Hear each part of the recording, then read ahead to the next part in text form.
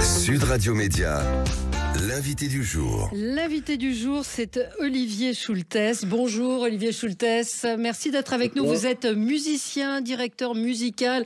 Et quel musicien, hein. Vous êtes aux côtés des plus grands chanteurs français. On peut parler de Brigitte Fontaine, d'Indochine, Jacques Higelin, Zazie, Johnny Hallyday. Je crois qu'on n'aurait pas assez de l'émission pour tous les citer. Pascal Obispo.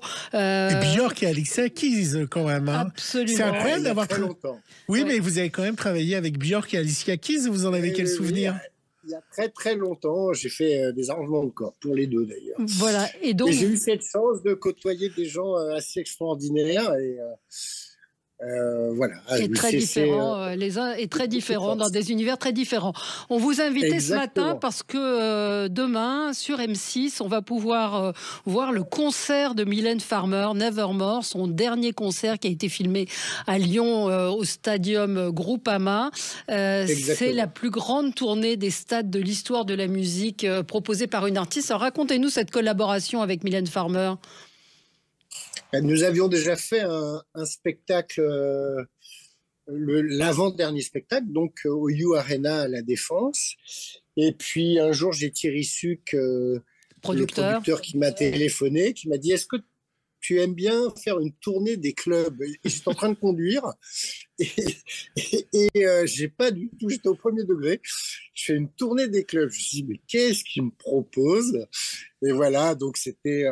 Et là, il a commencé à me parler d'une tournée des stades.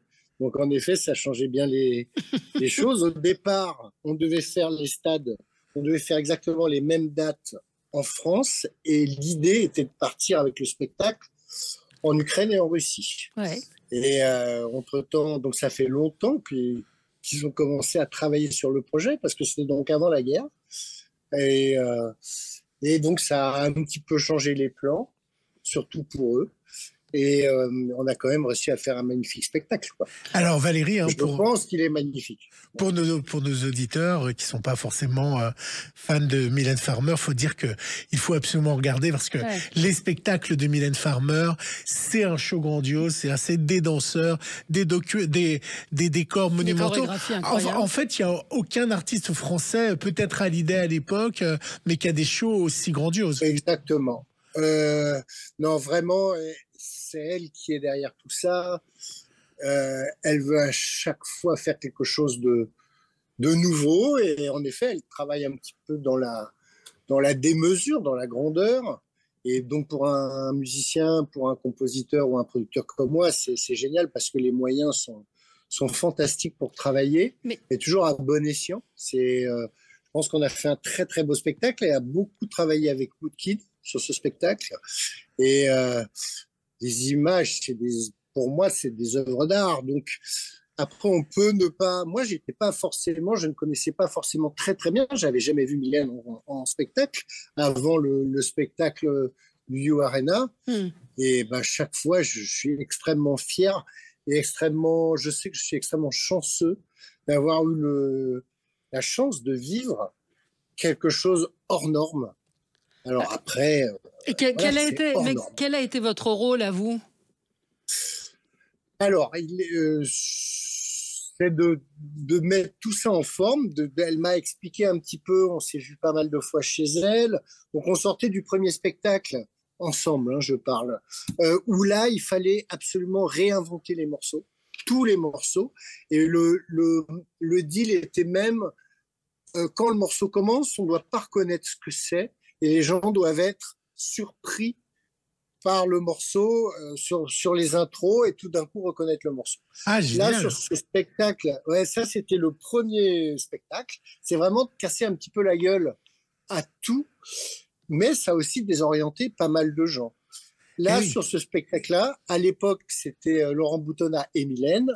Sur ce spectacle-là, c'est Mylène, donc, par l'intermédiaire de Thierry Suc, qui m'a contacté directement. Elle m'a dit: là, je veux qu'on fasse autre chose, je veux que tu arrives à moderniser tout ça, mais sans changer. C'est-à-dire que Sacré défi. C'est peut-être ma dernière, Peut-être, personne ne le sait, je crois même pas elle. Mais vous savez, parce qu'il y a un mystère. Alors là, je parle au nom des fans. En fait, le spectacle s'appelle Nevermore. À la fin, voilà, à la fin de chaque show, Nevermore s'affichait sur le stade et au dernier concert, Never ne s'est pas affiché, il ne s'est affiché que mort. Alors, est-ce que ça veut dire qu'il y en aurait plus ou pas? J'en ai tellement entendu parler. Ouais. On m'a tellement questionné. Je ne l'ai pas vu. J'étais en train de picoler dans les coulisses. Voilà, c'était le dernier show. Donc, je sais pas. Oui, ça me paraît fou qu'elle arrête complètement parce que c'est quelqu'un qui est extrêmement, Mylène est quelqu'un de passionné. Donc, mais après, je ne sais pas. Donc, quand même, le deal, pour revenir à la question, la première question, c'était revenir aux racines, c'est-à-dire reprendre les morceaux tout en les modernisant sans changer. Changer sans changer. Alors, comment on fait ça? Alors, on redit que vous êtes un immense musicien. Non, mais c'est vrai. Non, mais moi, je suis fan de Julien Clerc, donc je connais votre nom, votre travail. C'était un de mes premiers spectacles. Et donc, je me souviens. Et donc, on entend régulièrement votre nom. Vous faites partie des gens qui sont effectivement la fierté quand même de la France, d'un musicien. Non, mais c'est vrai, je le pense sincèrement parce qu'on entend souvent votre nom. Les gens savent pas les hommes de l'ombre, les hommes et les femmes de l'ombre. Et vous en faites partie. Et c'est vrai que ce que vous dites, c'est-à-dire faire du nouveau sans rien changer, c'est quand même très compliqué et il faut avoir du talent. Il faut avoir une direction, en fait. Oui, j'espère que j'en ai un petit peu. Et c'est pas du tout de la fausse modestie. Après, on est assez nombreux. La France est devenue un très, très gros pays de musique. Ouais. Et je m'en aperçois parce que, par exemple, pour plein de raisons différentes, il y a une partie du groupe qui vient de Los Angeles. Et donc, quand vous voyez, moi, je suis allé travailler avec eux un peu là-bas et tout ça, quand vous voyez le respect que les musiciens américains, qui étaient quand même toujours les références pendant longtemps sur une certaine musique, on va dire, parce qu'il y a les Anglais aussi qui sont... Mais en fait, maintenant, il y a des grands musiciens dans le monde entier. Donc, et la France, il y a des bons musiciens en France, dont en effet, j'espère, je pense faire partie. Donc, pour revenir à la question, c'est déjà réécouter, parce que moi, je ne connaissais pas toutes les chansons de Mylène. Ouais. C'est de réécouter tout et puis d'essayer de trouver une vraie direction de son sur le concert en globalité, c'est d'avoir une idée globale et donc en fonction de ça, de garder vraiment ce qu'on appelle les gimmicks, toutes les mélodies ou les sons qui ont marqué à l'époque la chanson, voilà, qui ont fait que cette chanson est devenue cette chanson, et quand même réinventer des choses et un peu assouplir tout ça pour que ce soit quand même d'aujourd'hui. Et bien justement, je vous propose d'écouter votre travail, un extrait de ce concert en live, et je vous propose d'écouter Tristana, Valérie.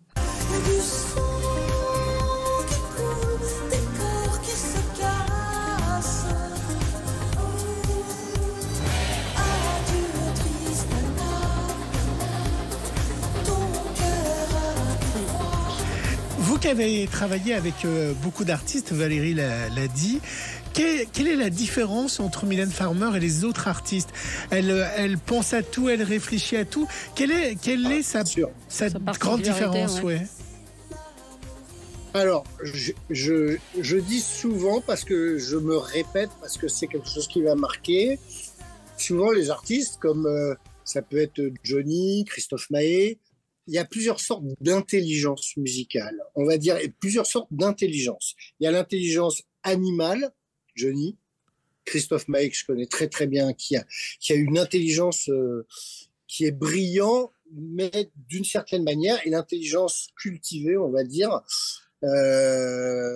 l'intelligence comment je pourrais dire, l'intelligence plus réfléchie, qui sont Zazie, qui sont Mika, qui sont ces gens-là.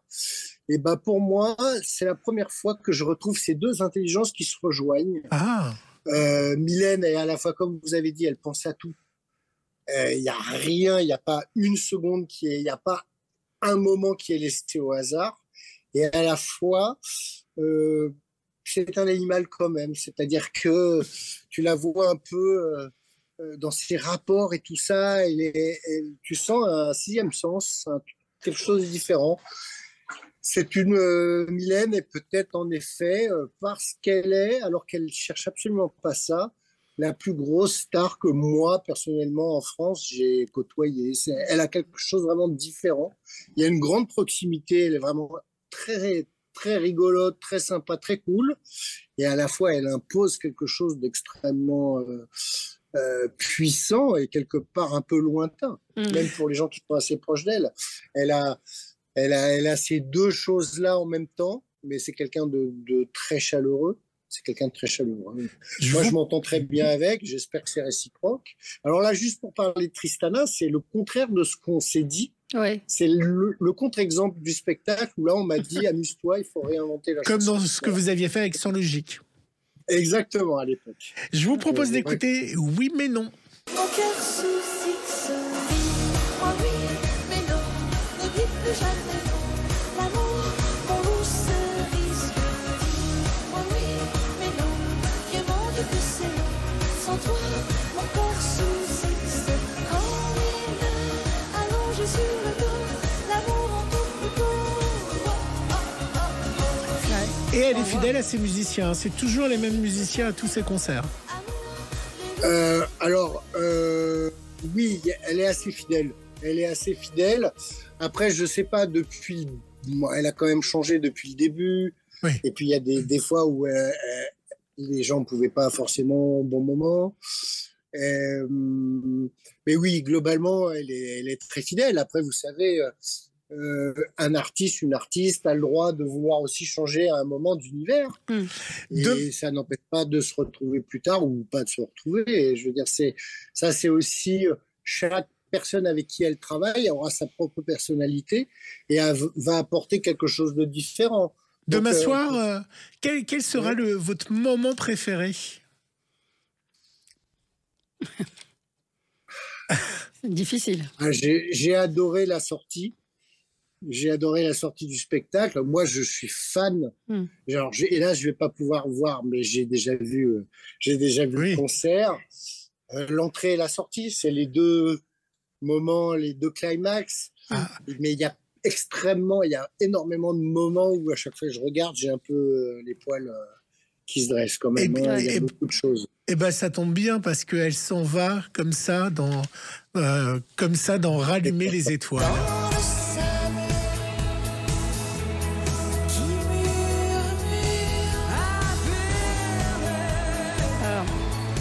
C'est à voir donc demain soir sur M6, le concert de Mylène Farmer, Nevermore. Exactement. Ce concert qui, encore une fois, on le rappelle, a été la plus grande tournée des stades de l'histoire de la musique proposée en France. Ça a été vendu les billets ont été vendus en quelques secondes. C'est effectivement à la fois une prouesse musicale, une prouesse artistique de cette immense chanteuse. Visuelle, absolument. C'est le mot que je cherchais. C'est un show tellement incroyable. Merci Olivier Schultes d'avoir été avec nous ce matin. Merci à vous de m'avoir reçu, c'était un grand plaisir. On était ravis, on espère à bientôt. À bientôt, merci à vous. Au revoir, bonne continuation. Au revoir. Et dans un instant, on va parler du numéro 2 du magazine Zèbre. À tout de suite. Sud Radio. Le supplément média. Le supplément média, on est ravis de vous recevoir pour le numéro 2 de Zèbre, Céline Lys Raoult. Merci d'être avec nous. Vous étiez venu nous parler de ce nouveau magazine, le magazine de la neurodiversité. On parle de tout ce qui est 10, les TDAH, là on parle de l'autisme, mais c'est un magazine qui était peut-être très attendu, puisque vous me disiez juste avant de commencer l'émission que ça avait très très bien marché. Oui, parce que quand on a lancé ce magazine avec deux copines journalistes, parce qu'on est 3 pour tout faire, on est maman 2, on est nous-mêmes neuro-atypiques, et c'est vrai qu'on s'est retrouvés en tant que maman avec des vraies difficultés à accompagner nos enfants dans la vie scolaire, mais pas que, dans les loisirs, dans leur vie amicale, dans leur vie sentimentale, parce qu'ils ont évidemment grandi. Et on s'est dit en tant que maman, mais nom d'une pipe. Nous, on arrive à avoir des informations sur la dyslexie, la dyspraxie, la dysorthographie, l'autisme ou le TDAH, parce qu'on est journaliste et qu'on sait chercher l'info, chercher la bonne info, parce qu'il y a aussi beaucoup de bêtises qui se disent. Mais comment font les autres parents qui sont confrontés à ça? Comment ils s'en sortent? Et c'est comme ça qu'est venue l'idée de ce magazine. Et puis c'est surtout assez nouveau qu'on parle de cette manière des TDAH, justement TDAH. Donc c'est trouble déficit de l'attention. Voilà, trouble déficit de l'attention. Ça parle du handicap aussi, mais ce sont des enquêtes qui, j'ai envie de dire, sont accessibles et intéressantes pour tout le monde. Quand vous racontez ce qui se passe dans les MDH, dans cette enquête est absolument sidérante sur le temps d'attente qu'il faut pour instruire un dossier. Donc ça, c'est, j'ai envie de dire, des dossiers grand public pour que les gens se rendent compte de la façon dont on traite les personnes en situation de handicap. Juste, c'est quoi MDH ? Les maisons départementales, les personnes handicapées, des personnes, les MDPH, qui viennent de changer de nom, qui s'appellent maintenant les MDA, les maisons de l'autonomie, mais en fait ils ont changé de nom, mais ce sont les mêmes maisons. Et ça marche toujours pas mieux. Et cet article raconte quoi, ce que disait Valérie donc en fait, là on va fêter les 20 ans de la loi handicap de 2005, qui est la grande loi qui a, on va dire, créé les bases de l'équité, de l'égalité entre les personnes handicapées et non handicapées. De tous les handicaps. On ne parle pas que du handicap invisible, parce que quand on parle de dyslexie, de TDAH ou d'autisme, on parle de handicap invisible. Moi, j'aime pas ce mot, parce qu'à mon avis, c'est pas invisible, c'est invisible à qui veut pas les voir. Bien sûr. Mais dans ce handicap invisible, il y a aussi le handicap visible à côté. Et donc, les MDPH sont censés accompagner toutes les personnes en situation de handicap en France. Et elles ont été créées il y a 20 ans. Et là, il y a eu une enquête de l'IGAS qui a remis tout à plat, qui est quand même, nous on l'a lu évidemment, qui est assez inquiétante, avec des temps d'attente entre le moment où vous posez une demande de prise en charge pour votre enfant, ou vous-même, enfin nous c'est surtout pour les enfants, pour votre enfant, et une réponse qui, la loi dit, ça ne doit pas excéder 4 mois. Ça excède 4 mois quasiment dans toutes les MDPH, dont certaines, le maximum, c'est plus de 9 mois. Vous vous rendez compte, 9 mois. C'est-à-dire que vous demandez un AESH, c'est-à-dire une aide pour votre enfant scolaire, autiste, ou alors l'achat d'un ordinateur, parce qu'évidemment, vous avez un gamin dyspraxique, il a besoin d'un ordinateur pour suivre à l'école. 9 mois, ça veut dire que votre gamin, il fait toute sa scolarité pendant 1 an, alors que vous savez qu'il a besoin de quelque chose pour l'aider, sans rien. Alors, ce que font la plupart des parents, c'est qu'ils se disent, je casse matière lire, et j'achète le truc. Et il y a une inégalité terrible. Alors, il y a eu des progrès, vous le dites, vous faites le point d'ailleurs sur la loi, sur tous les secteurs concernés, l'intégration des personnes en situation de handicap, il y a les aides scolaires, il y a eu des progrès, mais c'est pas encore ça, on en est loin. Et oui, c'est un peu le bilan que vous faites de cette loi.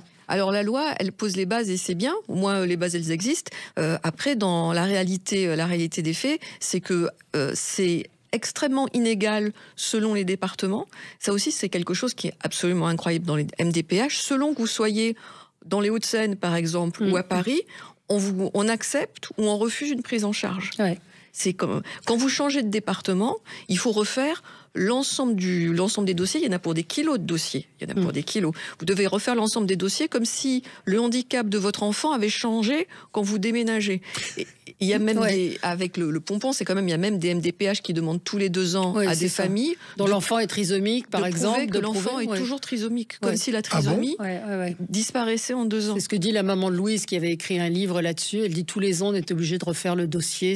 Et le titre de l'article, c'est MDPH quand les familles se heurtent à l'absurde, parce que les situations qui sont racontées sont effectivement assez inquiétantes et incroyables. Comment vous l'expliquez? C'est un manque de personnel, un manque d'argent ou un manque de connaissances, de volonté politique? Un peu tous les deux, mon caporal. En fait, le nombre de demandes depuis 2005 a été multiplié par 4. Et évidemment, le personnel des MDPH n'a pas été multiplié par 4. Donc, on se retrouve avec du personnel qui souvent fait vraiment du mieux qu'il peut, qui se retrouve avec des montants de documents administratifs à étudier. Et dans le cas très, très spécifique des handicaps invisibles, donc de la neurodiversité, avec souvent des gens qui ne sont pas armés, qui ne sont pas formés pour comprendre ça. Il y a une interview de Paul Mirabel aussi. Donc c'est bien que des personnalités comme ça prenne la parole, raconte, parce que lui, il a un petit frère autiste, donc raconte en fait la différence, le regard, comment eux ont vécu ça, et le titre est joli. Ce n'est pas très grave d'être différent, sauf que bon, il raconte effectivement le regard des autres. Hein. Ah, c'est extraordinaire, ouais. Paul Mirabel. Alors nous, on est fan absolu à la rédaction. En fait, dans son premier spectacle, qui s'appelait Zèbre, comme nous, tout le spectacle, moi je l'avais vu quand il était sorti, tout le spectacle est très bien. Et puis à la fin, il se passe un moment un peu magique. Moi, j'en avais vraiment les larmes aux yeux. Et il est debout pendant le spectacle, cette espèce de Pierrot lunaire, il est très très grand, Paul Mirabel. Et il prend une chaise, il s'assoit, il se pose. Et là, pas un mot dans la salle. Et là, il dit, voilà, je vais vous raconter quelque chose. Il parle de son petit frère. Personne ne lui avait demandé. Et quand on l'a et vraiment, les gens étaient... on entendait une mouche voler dans la salle. Les gens avaient arrêté de rire parce qu'on avait beaucoup ri avant. Ils disaient, voilà, c'est pas très grave d'être différent. Mon petit frère, il est comme ça. Et en fait, voilà comment a grandi ma famille. Et ce qui est ce garçon extrêmement sensible, et je peux pas ne pas me dire qu'il est à ce point sensible et à ce point il prend du recul parce qu'il a grandi avec un petit frère autiste aussi. Il y a Franck Gastambide aussi qui s'est exprimé, je ne sais pas si vous l'avez vu sur le sujet. On aimerait bien l'interviewer, on essaie. Voilà, Franck, si vous nous atteint entendez. de dyslexie et de dyspraxie, et qui dit il m'a fallu trouver un autre chemin pour réussir. Et puis il y a énormément de conseils pratiques. C'est un magazine très gai, très beau à feuilleter. Il y a des enquêtes à la fin vous donnez aussi pas mal de petits des accessoires qui peuvent faciliter la vie des parents. Parce que... Voilà, c'est ça, parce que parfois quand on a des enfants 10, ils perdent les affaires, ils tombent plus souvent. Donc il y a vraiment des bons conseils. Il y a un dossier moi qui m'a passionné sur le Lego aussi, Lego-thérapie en Colombie, c'est-à-dire que le Lego aujourd'hui dans ce pays aide à justement les psychologues qui s'occupent d'enfants qui ont des troubles de neurodéveloppement, dans le neurodéveloppement. Oui, c'est-à-dire que comme il n'y a pas beaucoup d'outils à leur disposition, en fait, on peut aider les enfants par des tas de petits jeux où on leur fait travailler la motricité fine, la logique, et donc, en fait, n'importe quoi fait le job. Hein. Donc là, en l'occurrence, c'est des Lego. Et puis, il y a aussi un superbe sujet qui est en tout début, qui est un sujet de photo. Ouais. On a suivi, il y a une association qui est extraordinaire. Incroyable. Ce sont des parents, parce que ce qui est incroyable, on parlait des MDPH tout à l'heure, l'État essaie de faire des choses, mais en fait ce sont les parents qui portent la vie de leurs enfants et qui ont des idées extraordinaires, et on pourrait faire un numéro spécial avec toutes les associations, toutes les choses qu'ont créé les parents. Et là, ce sont des parents qui étaient très tristes que leurs enfants autistes ou en situation d'autres handicaps ne puissent pas aller en boîte de nuit. Ouais. Et en fait, que vous ayez un enfant trisomique, autiste, TDAH, donc qui a besoin d'avoir des moments de calme à des moments qui ne puissent pas entrer en boîte de nuit, les gamins, ils ont envie de faire la fête, ils ont besoin d'amour, ils ont besoin de danser. C'est incroyable, ça. Ouais. Et on a un sujet photo où en fait, ce sont des fêtes inclusives où des enfants autistes vont très facilement. Alors, il y a des personnes neurotypiques aussi, et ils font la fête. Et pour eux, c'est un moment de respiration. Des couples se forment. C'est normal que ces jeunes, ils aient envie d'avoir une vie sentimentale. Il y a encore une fois, on rappelle cette loi handicap, où il reste encore pas mal de choses à faire. On peut rappeler quand même les chiffres. Hein, les personnes avec des troubles de neurodéveloppement, donc c'est et les dyslexie, dyscalculie, dyspraxie, TDAH et autres sont 10 millions en France. 10 millions, ils représentent à eux seuls plus de 80% des 12 millions de Français en situation de handicap. Oui, c'est énorme. C'est là où on a du mal parfois à comprendre qu'il y avait eu Jacques Chirac à l'époque qui en avait fait une grande cause, mais depuis... On a le sentiment qu'il y a des initiatives, qu'on fait des efforts, mais on est encore loin sur l'aménagement pour les personnes en fauteuil et autres. On en est loin. Oui, alors le problème du handicap invisible, comme je le disais tout à l'heure, c'est qu'il est invisible. Et donc souvent, et trop souvent, les gens qui sont neurotypiques n'imaginent pas les difficultés que traversent les personnes et les enfants. Et je dois dire moi-même qui ne suis pas dyslexique, un de mes enfants est dyslexique, quand il était petit, je passais mon temps à lui dire, mais enfin, fais un effort, voyons. Et le jour où j'ai compris qu'il faisait 10 fois plus d'efforts que moi, alors qu'il suis une adulte, pour arriver à un résultat qui lui passé entre les doigts parce que 10 minutes après, tout ce qu'il avait appris, il avait oublié. Il pouvait pas, quoi. Je me suis dit, mais en fait, on demande à ces enfants des efforts que nous, adultes, on serait absolument incapables de faire. Le problème, c'est que comme c'est invisible, beaucoup de gens vous expliquent que avec un petit peu d'effort, non, les enfants. Moi, j'ai entendu dire que mon fils qui a un TDAH, c'était parce que je l'élevais mal. Et en fait, quand on n'arrive pas à expliquer, qu'on ne comprend pas, on remet sur le plan, on va dire, moral, quelque chose qui est du plan médical. Donc les TDAH, ils sont mal élevés, les dyslexiques, ils ne font pas d'efforts, le dyscalculique, il est feignant. C'est comme ça que ça se passe. Comment on dépiste un TDAH, justement ? Alors, on dépiste... à l'hôpital, alors il y a à l'hôpital, mais le comportement qui doit alerter les parents, enfin je veux dire, les signes qui doivent vous faire dire que votre enfant n'est pas juste mal élevé ou agité ou qui ne comprend rien. Alors il y a des tas de petits indices. Moi, un indice qui aurait dû me mettre la puce à l'oreille, et évidemment je l'ai pas entendu parce que j'étais pas formée à ça. C'est que l'institutrice m'avait dit quand il était petit, il tombe de sa chaise, votre fils. Tombe de sa chaise régulièrement. Alors moi je l'avais mis par-dessus la jambe en me disant il est très agité, mais moi aussi je suis agitée, son papa est agité, on n'est pas une famille de calme. Et l'institutrice m'avait dit c'est bizarre, il tombe de sa chaise régulièrement, c'est-à-dire il tient pas en place votre fils. Et j'avais pas voulu l'entendre. Et c'est des années après, à partir du moment où il a commencé à avoir des difficultés en classe et où il y a eu un diagnostic mis sur ses difficultés, c'est-à-dire qu'il avait ses TDAH, où je me suis dit, mais en fait, j'ai pas su entendre ce que m'avait dit l'institutrice quand il avait 7 ans, c'est-à-dire qu'il ne tenait pas en place, littéralement. Le problème, c'est que les parents, quand vous n'êtes pas culturés à ça, et c'est aussi pour ça qu'on fait ce magazine, c'est pour aider les parents à se culturer, mais quand vous n'êtes pas culturés à ça, bien évidemment, vous n'allez pas vous dire intuitivement, mon gamin a un TDAH parce qu'il tombe de la chaise. On vous avait reçu pour le premier numéro, là c'est le deuxième numéro qui sort. Quelles ont été la réaction des lecteurs? Qu'est-ce qu'ils vous ont écrit, partagé? Et les demandes qu'ils vous ont faites pour le deuxième numéro? Alors, les lecteurs, ça a été très émouvant, vraiment très émouvant. On a eu, alors quand vous sortez un journal, vous avez toujours des gens qui sont contents et pas contents. Globalement, on va dire 99,9% des cas, on n'a eu que des gens contents. C'est essentiellement les papas et les mamans, et plutôt les mamans, soyez honnêtes, qui disent enfin, on ne se sent plus seul. Ouais, c'est ça. Et moi, ça m'a beaucoup touchée parce que il se trouve que dans une vie antérieure, j'ai lancé un autre journal qui s'appelle Rose Magazine, qui parle aux femmes malades de cancer. C'était le premier journal, le premier journal qui parlait de ça. Hein. Et ce sont les femmes me disaient à l'époque la même chose. Elles me disaient, enfin, avec Rose, on se sent plus seul. Et ça m'a beaucoup touchée parce que je me suis dit, en fait, on essaie d'aider, parce qu'on n'a pas toutes les réponses, mais par l'information, ce qui est notre métier, on essaie d'aider les parents qui sont vraiment perdus, qui sont malheureux, parce que quand votre enfant est malheureux, vous êtes malheureux, et quand vous avez le sentiment de ne pas trouver de réponse à la souffrance de votre enfant, vous vous sentez, même si c'est absurde, vous vous sentez coupable de quelque chose.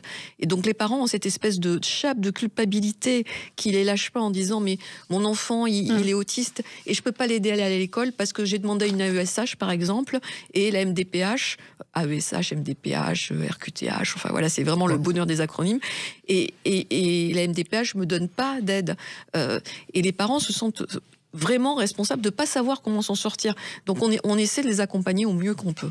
Merci beaucoup d'avoir été avec nous, Céline Lys-Raoult, Zèbre et compagnie, le magazine de la neurodiversité. Très très beau boulot, j'ai envie de dire, très beau magazine avec énormément d'enquêtes, de choses qui nous concernent tous d'une manière ou d'une autre quand on a des enfants, des petits-enfants. Merci à vous d'être venu ce matin sur Sud Radio. Et dans un instant, vous allez retrouver Jean-Marie Bordry pour les débats. Week-end.